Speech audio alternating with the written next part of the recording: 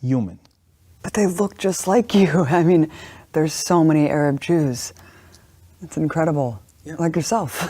Yeah, and I think that the Arab Jews in Israel are probably the most tragic story in the entire story of Zionism after the Palestinians. And it's not being talked enough, obviously, inside the Israeli society or in the world. The Mizrahi Jew, the Arab Jews that came around the years of 50 and onward into Israel, some came by choice, some came by force, but they didn't came to a country that was theirs. Came only about 2 years after Israel was already gave out most of the land into the European people. And they understood that they cannot hold the territory alone. They need more people on the ground to fight off Palestinians or Palestinian refugees if they will come back.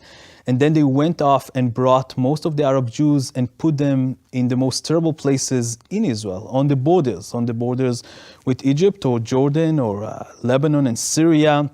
We put them at buffer zones to protect us from Palestinians. Some of them came in the 70s.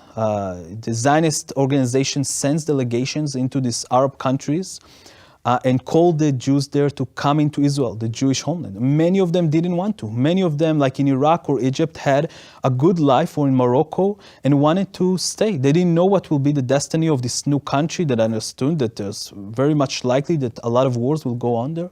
They felt protected in those countries, and they said no.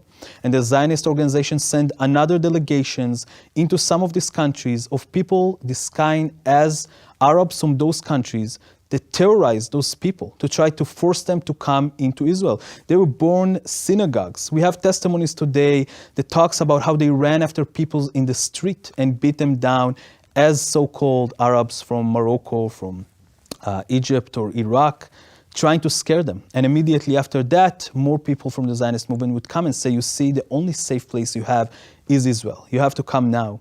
And after they came, they were being sent into the most disgusting forms of settlement for the newcomers from those Arab countries, being sprayed from DDT with gas, trying to clean them up before they joining into the Ashkenazi, the European kids, to play with them. They were separated and segregated for years. That was not their country, and it's still not their country. And what they had to do to start to assimilate themselves inside this new country was to make sure that everybody understood that they're actually not Arabs. They look like Arabs, they talk Arabic, but they're not Arabs, they're Jewish, because you can be an American Jew and you can be a European Jew, but you cannot be an Arab Jew in Israel. And they erase their identity.